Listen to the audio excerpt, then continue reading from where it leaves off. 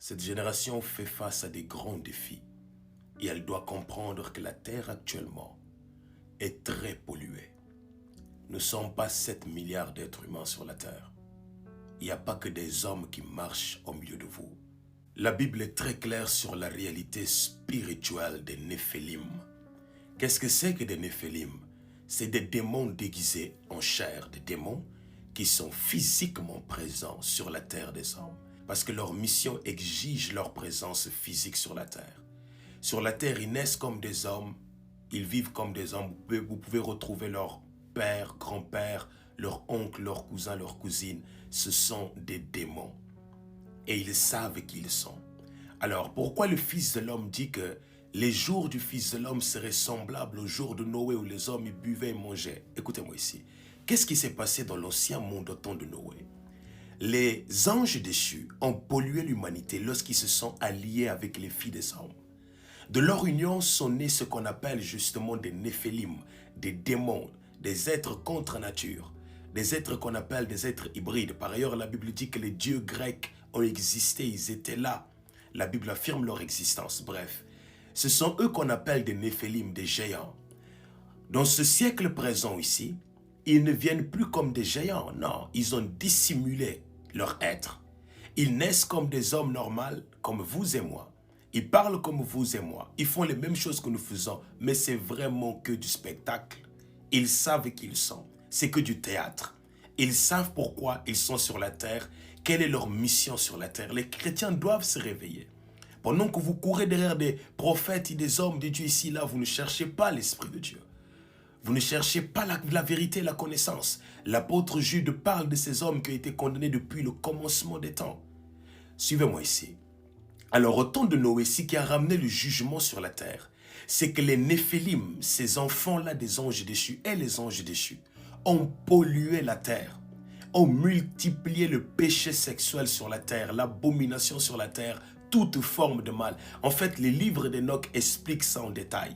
Et que c'est en fait à cause de cette multiplication du péché que Dieu le Père était obligé de détruire la terre et de recommencer quelque chose de nouveau. Parce que le Fils de Dieu dit que ces jours seront semblables aux jours de Noé, c'est que dans les derniers temps où nous sommes ici, ces mêmes êtres qui ont pollué l'humanité auraient le même agenda, my God, pour faire les mêmes folies qu'ils ont commis autrefois. C'est pourquoi vous voyez que Satan est très offensif, que les choses sont très violentes, que les hommes et les femmes sont exposés à des réalités très violentes et que leurs cœurs sont manipulés d'une façon très violente parce que ce sont ces mêmes êtres qui ont pollué l'humanité autrefois qui sont là de retour au milieu de nous.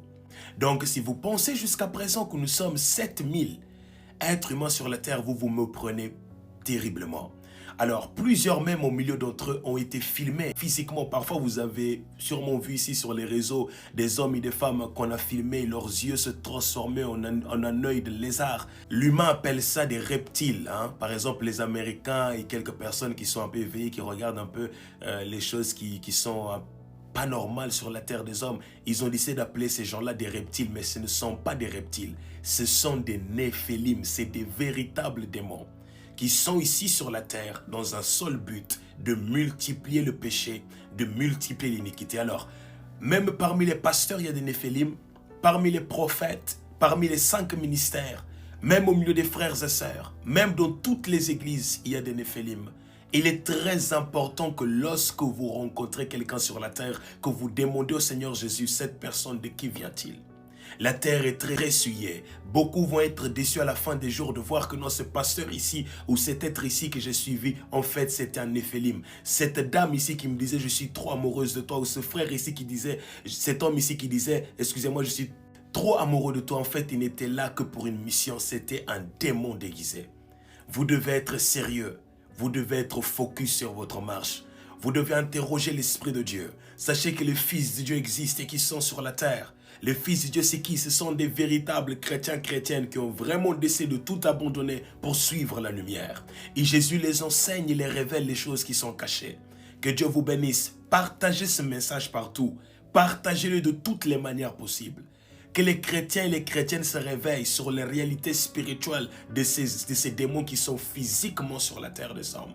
Parmi eux, il y a des prédicateurs. Parmi eux, il y a même des personnes que vous rencontrez là dehors qui n'ont rien. Parmi eux, mes amis, même dans les villages les plus fins fonds de l'Afrique, il y a des Néphilim qui sont là physiquement. Parce que leur mission exige qu'ils soient là physiquement. Parmi les stars du monde, parmi les présidents, il y a des Néphilim. My God. Au milieu des églises, il y a des Néphilim. Il n'y a pas une église sur la terre où un Néphilim n'est pas présent. Vous devez être conscient de ces choses. Vous devez être ferme dans l'esprit. Vous devez être focus dans l'esprit. Vous devez être tourné vers Jésus-Christ pour vous sauver. Beaucoup de frères et sœurs qui sont ici servent Jésus dans ce réseau ici là. Ce sont des Néphilim. Ils ne servent pas Jésus. Même lorsqu'ils prononcent Jésus, c'est un faux semblant. Ils savent pourquoi ils sont là. Juste pour promouvoir le péché, promouvoir le mal, promouvoir l'iniquité. Influencer les chrétiens qui sont faibles, les humains qui sont spirituellement faibles à faire le mal devant Dieu et à multiplier le péché. Que Dieu vous bénisse. Partageons ce message partout. Ici l'évangéliste Emmanuel Silva Suarez da Costa. Gloire à l'agneau. Amen.